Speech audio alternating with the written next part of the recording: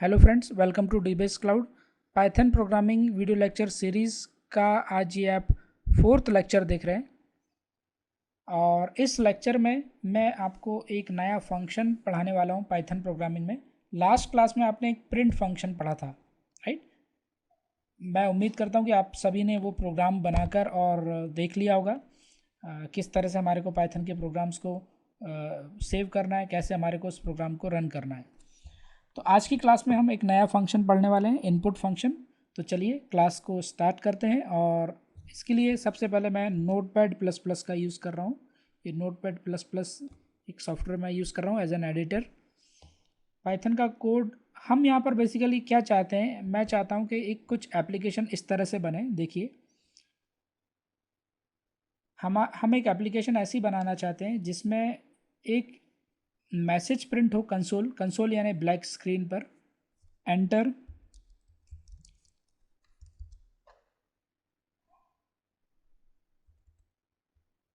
Enter first number.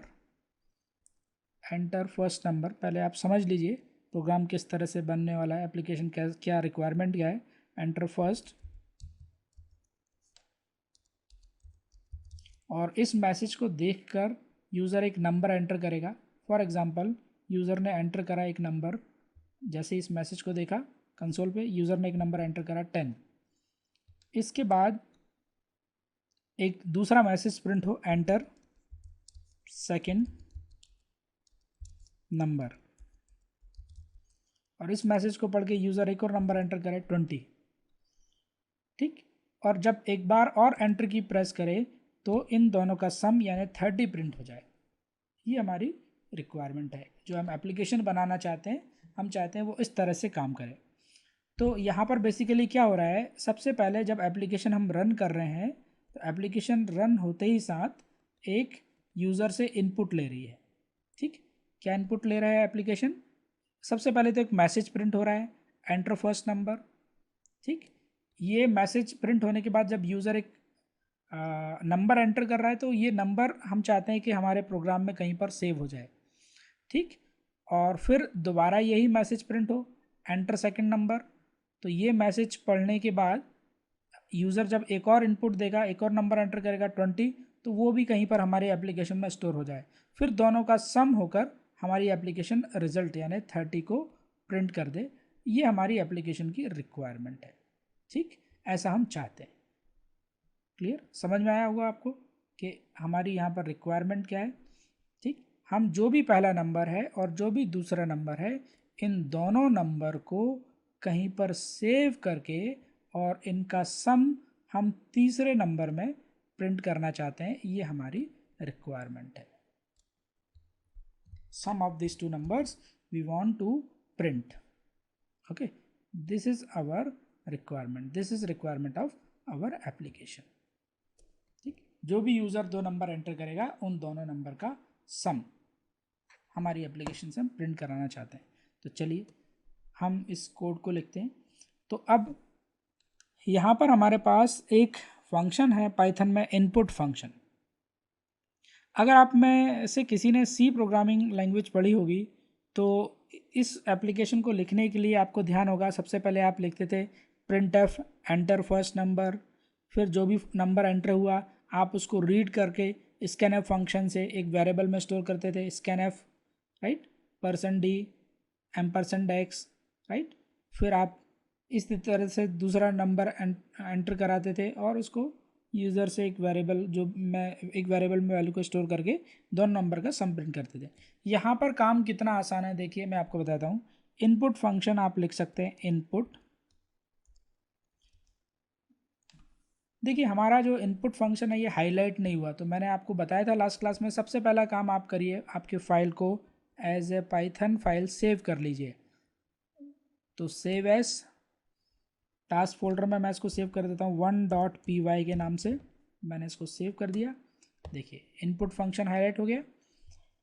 अब हम यहाँ पर मैसेज देना चाहते हैं यूज़र को। जो भी आपको मैसेज देना है यहाँ पर आप सीधे इनपुट फंक्शन के अंदर पैरेंथेसिस में पास कर सकते हैं मैसेज, एंटर फर्स्ट नंबर। इस प्रोग्राम को ज़रा मैं एक बार सेव करके पहले आपको रन करके बताता हूँ, छोटी सी एप्लीकेशन को।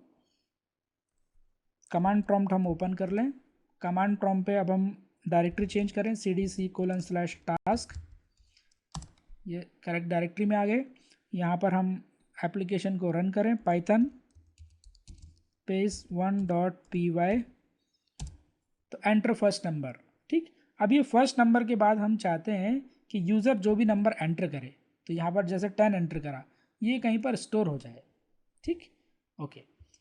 लेकिन एक चीज़ और आपने देखी होगी कि जो भी नंबर मैंने यहाँ पर एंटर करा वो 10 सामने आ गया। हम चाहते हैं कि जो भी यूज़र से इनपुट आ रही है उसके लिए कर्सर पहले नेक्स्ट लाइन पे चला जाए। तो नेक्स्ट लाइन पे लाने के लिए यहाँ पर आप लिख दीजिए /n। ठीक, ओके, मैंने दोबारा से प्रोग्राम को सेव कर लिया। अब मैं इसको दोबारा से रन कर रहा हूँ फाइल को, तो देखा आपने इस बार कर्सर जो है वो न्यू लाइन पे आ गया। ठीक, अब जो भी मैं नंबर एंटर करूँगा वो नेक्स्ट लाइन पे आ जाएगा, देखा आपने। तो /n जो है यहाँ पर एक न्यू लाइन कैरेक्टर है। कभी भी आप चाहते हैं कि आपके मैसेज प्रिंट होने के बाद कर्सर नेक्स्ट लाइन पे मूव हो जाए, तो आप /n का यूज़ कर सकते हैं, या लाइन को कभी भी आप ब्रेक करना चाहते हैं तो आप /n का यूज़ कर सकते हैं। तो यूज़र ने इस मैसेज को पढ़ के जो नंबर कंसोल पे दिया, जो नंबर कंसोल पे एंटर किया, हम चाहते हैं कि वो नंबर कहीं स्टोर हो जाए किसी एक वेरिएबल में। ओके, ऐसा हम चाहते हैं। लेकिन उसके पहले एक छोटी सी यहाँ पर एक आपको प्रॉब्लम आप फेस करने वाले हैं, वो मैं पहले ही आपको बता दूँ। जैसे अभी मैंने जो इनपुट फंक्शन लिखा हुआ है बिल्कुल स्टार्टिंग से लिखा हुआ है, देखिए कोई स्पेस नहीं है, आई के पहले एक भी स्पेस नहीं है, राइट, कोई भी स्पेस नहीं। लेकिन सपोज अगर मैं यहाँ पर एक स्पेस दे देता, और अब अगर मैं इस प्रोग्राम को सेव करके कंपाइल करूं, तो देखिए क्या होता है। मैं दोबारा से इसको कंपाइल कर रहा हूं, क्या है, एरर आई। एरर क्या है, indentation error, unexpected indent. Python में ये चीज़ आपको शुरू में बड़ी डिफ़िकल्ट लगने वाली है। लैंग्वेज तो बड़ी सीधी है, सिंपल है, लेकिन यहाँ पर इंडेंटेशन को 100% फॉलो करना है। आप एक भी स्पेस एक्स्ट्रा नहीं दे सकते। पाइथन में हम कभी भी ब्लॉक्स नहीं बनाते कि ओपनिंग पैरेंथेसिस या क्लोजिंग पैरेंथेसिस का यूज़ करके हम ब्लॉक बनाएं। यहाँ पर सब कुछ इंडेंटेशन पे ही डिपेंड करता है। आपका इंडेंटेशन ही बताएगा कि आपका फंक्शन इन फ्यूचर में जो आप फंक्शंस बनाएंगे वो कहाँ से चालू हो रहा है और कहाँ पर ख़त्म हो रहा है, राइट। तो आप कभी भी एक्स्ट्रा स्पेसेस नहीं दे सकते। आप बिल्कुल ना घबराएं, बहुत आसान है इस चीज़ को समझना। धीरे धीरे आप, मैं जैसा करते जाऊं प्रोग्राम्स में, आप बिल्कुल उसको वैसे ही फॉलो करते जाएं, आपको सारी चीज़ें समझ में आएगी। तो फिलहाल तो आपने देखा, इनपुट फंक्शन अगर आपको लिखना है तो बिल्कुल स्टार्टिंग से ही लिखना है, आपको एक्स्ट्रा स्पेस नहीं देना है। अब ये जो भी यूज़र से इनपुट लिया है, अब हम इसको एक वेरिएबल में स्टोर करना चाहते हैं, तो अब हमारे को बनाना पड़ेगा एक variable x is equals to input. ठीक, अब देखो x के पहले आपको स्पेस नहीं देना है, बिल्कुल स्टार्टिंग से ही मैंने x रखा हुआ है। ठीक, अगर मैं अब इस प्रोग्राम को अभी सेव करके और मैं इसको रन करूं फाइल को, देखिए एंटर फर्स्ट नंबर आ गया, मैंने कोई भी नंबर एंटर करा। ठीक, लेकिन अगर मैंने यहाँ पर फिर स्पेस दे दिया होता x के पहले, फिर वही error, indentation error, unexpected indent. ठीक, ओके, तो इस चीज़ का विशेष ध्यान रखना है आपको। देखिए यहाँ पर वेरिएबल बनाने का तरीका बिल्कुल अलग है। अब लेकिन कई बार ऐसे स्टूडेंट्स भी इस लेक्चर को हो सकता है देख रहे हो जो पहली बार कुछ प्रोग्रामिंग लैंग्वेज सीख रहे हैं और वही पाइथन ही सीख रहे हैं, इसके पहले कोई प्रोग्रामिंग लैंग्वेज नहीं सीखी है, तो उनको ये वेरिएबल वाला कंसेप्ट समझ में नहीं आया होगा कि व्हाट इज़ वेरिएबल। वेरिएबल एक कंटेनर होता है। मैं आपको सबसे सिंपल लैंग्वेज में बता रहा हूँ, वेरिएबल क्या होता है, कंटेनर होता है जो किसी वैल्यू को स्टोर करता है। अब कंटेनर को आप समझने के लिए सबसे अच्छा एग्जांपल ले सकते हैं, आप सभी के घर में किचन होगा, आपके किचन में बहुत सारे कंटेनर्स हैं, राइट। एक ग्लास भी आपके यहाँ एक कंटेनर है किचन में। ग्लास में आप पानी पीते हैं, हो सकता है उस ग्लास में आप कोल्ड ड्रिंक पिए, राइट, हो सकता है उस ग्लास में आप चाय पिए, राइट। तो ग्लास का जो कंटेंट है वो वेरी हो रहा है। कभी आपने उसको पानी पीने के लिए यूज़ किया, कभी आपने उसको कोल्ड ड्रिंक्स पीने के लिए यूज़ किया, कभी आपने उसको चाय पीने के लिए यूज़ करा। तो अगर कंटेंट वेरी हो रहा है तो इसका मतलब ग्लास क्या है, वेरिएबल है, उसकी वैल्यू कोई फिक्स नहीं है, उसका कंटेंट हमेशा वेरी वेरी होता रहता है। और कंटेनर तो है ही वो, क्यों, क्योंकि वो कंटेन कर रहा है, कभी वो पानी को कंटेन कर रहा है, कभी वो चाय को कंटेन कर रहा है, कभी कोल्ड ड्रिंक्स को कंटेन कर रहा है। ठीक। तो जैसे हमारे किचन में बहुत सारे कंटेनर हैं, और कंटेनर के बिना किचन नहीं चल सकता आपका। आप सोचिए, आपके किचन पे सिर्फ प्लेटफॉर्म हो, राइट, और उस पर गैस हो, लेकिन कंटेनर एक भी ना हो आपके किचन में, क्या आप कुछ भी बना पाएंगे? कुछ भी नहीं बनेगा। तो इसी तरह से प्रोग्रामिंग करते समय हमारे को कई बार कुछ वैल्यूज़ को स्टोर करके रखना पड़ता है। तो प्रोग्राम्स में भी हमारे को कंटेनर चाहिए होते हैं, राइट। लेकिन अभी तक दूसरी प्रोग्रामिंग लैंग्वेजेस में प्रॉब्लम ये थी कि आपको कंटेनर जब भी बनाना है, यानी वेरिएबल जब भी आपको बनाना है, तो पहले बताना पड़ता था कि वेरिएबल में वैल्यू किस टाइप की स्टोर करना है। पहले वेरिएबल का टाइप बताना पड़ता था, अगर इंटीजर है तो इंट रखते थे, कैरेक्टर है तो कैर रखते थे, राइट। जैसे डेटाबेस प्रोग्रामिंग ऑरेकल की अगर अपन बात करें, स्ट्रिंग रखना है तो var_char_2 रखते थे। तो इस तरह से हमारे को पहले वेरिएबल का टाइप बताना पड़ता था। लेकिन पाइथन में आपको कभी भी टाइप नहीं बताना है, आपको पाइथन में सीधे वेरिएबल का नाम लिख देना है, वैल्यू से अपने आप वेरिएबल का टाइप डिसाइड हो जाएगा। ये पाइथन की सबसे अच्छी बात है। तो अब आपको कभी भी यहाँ पर जो है जैसे दूसरी प्रोग्रामिंग लैंग्वेज में अगर होता तो इंटीजर स्टोर करने के लिए आप यहाँ लिखते इंट, यहाँ ऐसा कुछ ज़रूरत नहीं है, यहाँ सीधे आप वेरिएबल लिखिए और उसको एक वैल्यू असाइन कर दीजिए। अब इस स्टेटमेंट का एग्जीक्यूशन कैसे होगा ये मैं आपको बता दूं। वैसे इन जनरल किसी भी प्रोग्रामिंग लैंग्वेज में अगर किसी स्टेटमेंट में इक्वल टू का साइन लगा हुआ है तो एग्जीक्यूशन कैसे होगा वो बता देता हूँ। In general for all programming languages, कभी भी अगर इक्वल टू का साइन लगा हुआ है किसी स्टेटमेंट में, तो सबसे पहले राइट पोर्शन एग्जीक्यूट होगा। राइट पोर्शन एग्जीक्यूट होगा मतलब सबसे पहले इनपुट फंक्शन चलेगा, और इनपुट फंक्शन अपना पहला काम करेगा क्या, एंटर फर्स्ट नंबर, ये मैसेज को प्रिंट करेगा कंसोल पे, क्योंकि यही उसका काम है, और फिर लाइन को कर देगा ब्रेक। और इसके बाद यूज़र जो भी नंबर एंटर करेगा उस नंबर को स्कैन करके, वो पूरे नंबर को इनपुट फंक्शन स्कैन करके एक्स नाम की एक वेरिएबल में स्टोर कर देगा। ठीक। तो अब देखिए इस प्रोग्राम में मैं दोबारा से इसको रन करता हूँ, हालांकि आउटपुट में कुछ चेंज नहीं आने वाला है, लेकिन फिर भी ये मैंने रन कर दिया। एंटर फर्स्ट नंबर, मैंने एक 10 नंबर एंटर करा, दैट्स इट। देखिए अब ये नंबर क्या हुआ है, 10 जो भी मैंने एंटर करा है ये एक्स नाम के वेरिएबल में स्टोर हो चुका है। आप चाहें तो मैं इसको प्रिंट करा के बताता हूँ। प्रिंट फंक्शन आपने ऑलरेडी देखा था, राइट। प्रिंट फंक्शन में लास्ट क्लास में हमने एक स्ट्रिंग को प्रिंट करा था, राइट, लेकिन यहाँ पर हम वेरिएबल को प्रिंट कर रहे हैं। तो स्ट्रिंग को जब भी आप प्रिंट करते थे तो आपको सिंगल कोट्स या डबल कोट्स का यूज़ करना पड़ता था, राइट। इस तरह से कुछ भी जो भी स्ट्रिंग है, देखिए मैं दोबारा से इसको चला के बता दूं। ये प्रोग्राम मैंने दोबारा से फाइल को सेव करके एग्जीक्यूट करा, एंटर फर्स्ट नंबर एंटर करा और एस डी प्रिंट हो गया। तो ये एक स्ट्रिंग थी, कोई भी एक मैंने ऐसे ही स्ट्रिंग बना ली। लेकिन अब हमारे को स्ट्रिंग प्रिंट नहीं करना, हमारे को value of variable x print करना है। तो यहाँ सीधे हम लिख देंगे एक्स। कभी भी वेरिएबल को सिंगल कोट्स या डबल कोट्स में हम नहीं रखते हैं।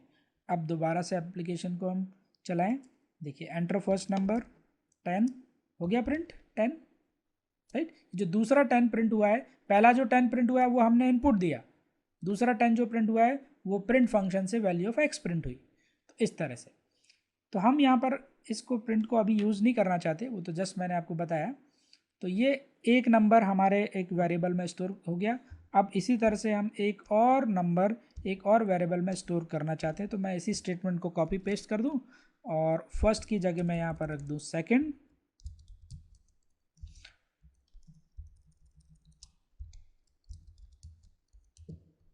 एंटर सेकंड नंबर, और सेकंड नंबर को मैं स्टोर करने के लिए वेरिएबल ले लेता हूँ y। ठीक। अब इन दोनों नंबर का सम हम एक तीसरे वेरिएबल में स्टोर कर लेते हैं, r is equals to x plus y। ठीक। तो आपको क्या लगता है इस प्रोग्राम का आउटपुट क्या आना चाहिए अगर हम प्रिंट करें प्रिंट r? ठीक। तो हम फिर से अपने इस सॉफ्टवेयर पे चले जाएं जहाँ पर मैंने आपको एक फील देने की कोशिश करी है कंसोल की। तो एंटर फर्स्ट नंबर 10 अगर एंटर करें, एंटर सेकंड नंबर 20 एंटर करें तो 10 स्टोर हो जाएगा हमारे प्रोग्राम में x के अंदर, ये जो x वेरिएबल है। 20 स्टोर हो जाएगा हमारे प्रोग्राम में y वेरिएबल के अंदर, और फिर ये दोनों ऐड होकर इन दोनों का सम स्टोर हो जाएगा r के अंदर। तो 10 + 20 कितना होता है 30। तो जब हम प्रिंट r करेंगे तो कितना प्रिंट होना चाहिए 30, जो तीसरा जो सर्कल बना हुआ है। लेकिन देखते हैं क्या ऐसा होता है। मैंने ये प्रोग्राम को दोबारा से सेव कर दिया, कमांड प्रॉम्प्ट पे आया हूँ मैं, क्लियर स्क्रीन करूँ और एप्लीकेशन को रन कर दूँ। 1.py enter first number 10, enter first number 20 और एंटर फर्स्ट नंबर सॉरी, और जब मैंने एंटर करा तो 30 प्रिंट होने के बाद बजाय क्या प्रिंट हो गया 1020। ठीक है, तो जैसा कि हम सोच रहे थे कि 30 प्रिंट हो जाएगा, 30 प्रिंट नहीं हुआ यहाँ पर प्रिंट हो गया 1020। अब ये 1020 क्यों प्रिंट हुआ, राइट? इसको हम समझेंगे नेक्स्ट लेक्चर में। अभी तो आप इतना प्रोग्राम जितना मैंने यहाँ पर बनाया है, आप इतना प्रोग्राम बना के सेव करके और इस फाइल को रन करके एप्लीकेशन को रन करके देख लीजिए। ठीक, इसके पीछे की कहानी, मैं नहीं चाहता कि इस वीडियो को और मैं इसका टाइम और बढ़ाऊं, राइट? छोटे छोटे प्रोग्राम्स मैं चाहता हूं यहाँ पाइथन में आपको बताऊं, जिससे आपको इजी रहे सारे लेक्चर्स को समझना। तो फिलहाल इस लेक्चर में बस इतना ही, और नेक्स्ट लेक्चर में हम इसी प्रोग्राम को कंटिन्यू करेंगे। Thanks for watching this video, और आप मेरे चैनल को प्लीज़ सब्सक्राइब करें और शेयर करें। Thank you, see you in next video.